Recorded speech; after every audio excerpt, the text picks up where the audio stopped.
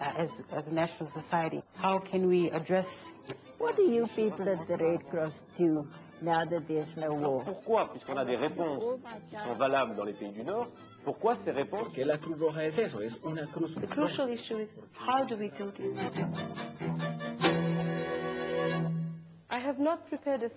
Je n'ai pas préparé de discours parce que je pense qu'il est important que je vous parle avec le cœur et que vous m'écoutiez avec le cœur. Ceci est la stratégie qui va orienter l'action de la Croix-Rouge, de l'ensemble de l'organisation, de la Fédération internationale des sociétés de la Croix-Rouge et du Croissant-Rouge au cours des 10 prochaines années. C'est très simple. Elle nous a montré nos erreurs passées. Notre principale erreur, c'est d'avoir voulu trop en faire.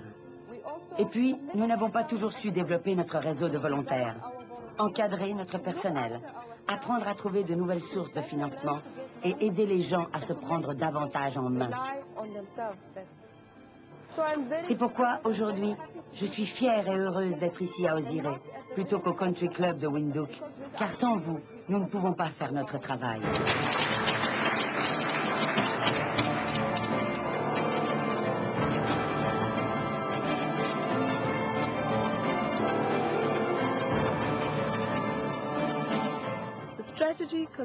La stratégie concerne chacun de nous, où qu'il se trouve dans le monde. Avant d'entrer dans les détails, tournons-nous un instant vers le passé.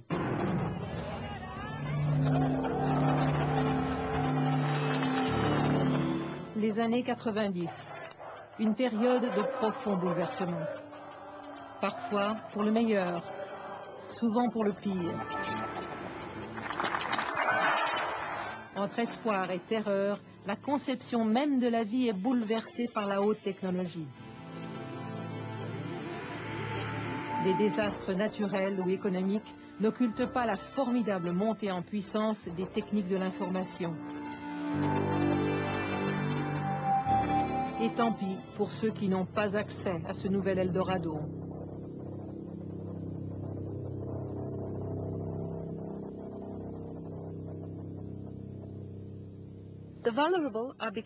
Les personnes vulnérables deviennent de jour en jour plus vulnérables, multipliant les défis pour nos organisations. Dans un effort pour accroître notre efficacité et notre impact, nous avons entrepris une évaluation en profondeur. Nous avons consulté volontaires, membres, employés et dirigeants, partenaires, gouvernements et experts. La commission consultative de planification stratégique a travaillé pendant plus de 2 ans à analyser les informations recueillies et voici le résultat de ce travail. La stratégie 2010 guidera notre action pendant les 10 prochaines années. Elle nous permettra d'améliorer notre travail promoviendo valores humanitarios. بزيادة الوعي بالموضوعات التي تؤثر على المستضعفين في كل مكان. Ayudando a las comunidades a prepararse para los desastres. En assurant la promotion des soins et de l'assistance au niveau communautaire. بتشغيل المتطوعين من كل الأعمار والخلفيات. Toutes les précieuses informations que vous nous avez fournies constituent l'ossature de cette stratégie. La stratégie 2010 appartient à chacun de nous et c'est à nous tous d'assurer son succès. Nous avons identifié 4 domaines essentiels et interdépendants sur lesquels nous devrions concentrer nos actions.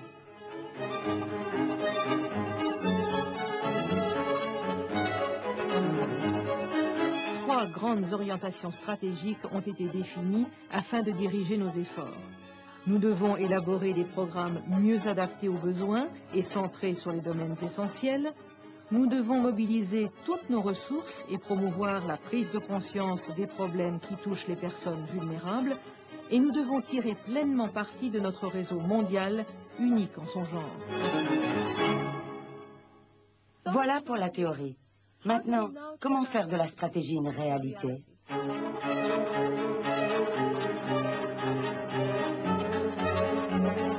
Je crois qu'effectivement, il y a eu, ça partait certainement d'un bon sentiment devant la situation terrible d'un certain nombre de pays, de vouloir tout faire. Et on ne peut pas tout faire.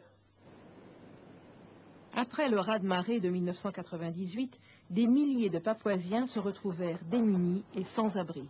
Ils distribuent des outils et des équipements aux pêcheurs pour qu'ils puissent reconstruire leur existence. Je pense que la Croix-Rouge de Namibie peut centrer davantage ses programmes en renforçant son implantation communautaire. Par le passé, nous nous sommes surtout souciés de l'état physique des victimes de catastrophes. Mais nous avons compris que leurs conditions psychiques méritaient davantage d'attention. Parce que les catastrophes peuvent avoir de sérieuses conséquences psychologiques sur les familles et les communautés touchées. Aujourd'hui, nous attachons une plus grande importance au soutien psychologique. Je pense qu'il y a certaines activités que nous pourrions parfois laisser aux soins de nos bénéficiaires, tout en leur fournissant un appui et des conseils. En se concentrant sur un objectif et sur un programme, je crois qu'on augmente nos chances d'obtenir de bons résultats. Parfois, nous voulons tout faire pour tout le monde. Nous sommes trop ambitieux. Maintenant, il est temps de recentrer notre action sur des priorités établies et de nous y tenir, en nous appliquant à faire moins de choses, mais bien.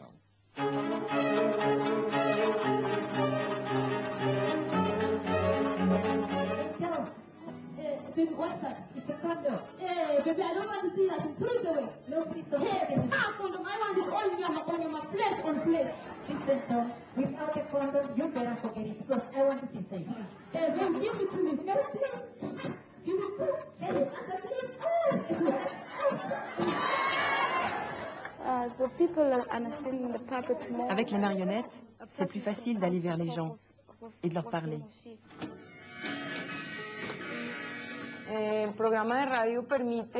La radio nous permet de dialoguer avec la communauté. Grâce à elle, nous pouvons nous faire connaître et entendre par une autre voie que l'action directe. Nous avons des accords avec certains journaux où nous avons des pages qui nous sont réservées de façon gratuite et nous pouvons publier ce que nous voulons qui soit destiné au grand public. Nous pensons qu'il faudrait organiser des réunions entre les volontaires et les membres de la communauté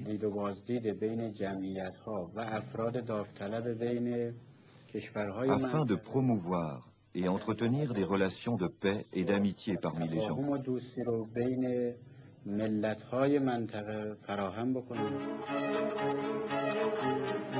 Le voilier, le Don du Vent, est parti début mars 2000 de Port-Camargue. À son bord, une centaine de jeunes de pays et de provenances sociales différents vont se succéder pour aider à la manœuvre.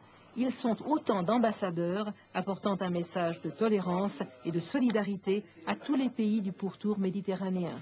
Cette opération a une portée au-delà du seul mouvement Croix-Rouge. Et c'est important pour les pays également, pour tout le monde dans un pays, de pouvoir avoir ce message de paix, de tolérance. Parce que dans ce pays, nous déployons d'énormes efforts pour diffuser les principes fondamentaux, le droit international humanitaire, et en particulier le principe d'humanité.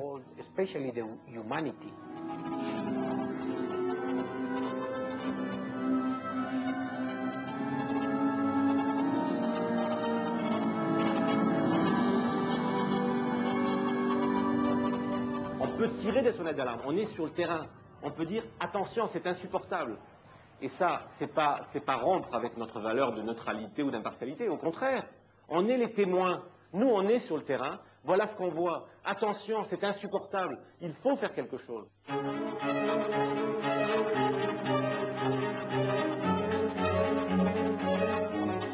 Les Himbas, un peuple du nord-ouest de la Namibie, sont nomades. Ils se déplacent traditionnellement avec leurs troupeaux de point d'eau en point d'eau. Un programme sanitaire de base, l'aménagement de puits fermés, implique la participation active des Himbas à la construction et à la maintenance des équipements. À terme, cela crée parmi eux un sentiment de propriété, parce qu'ils participent à toute l'opération, depuis la phase initiale.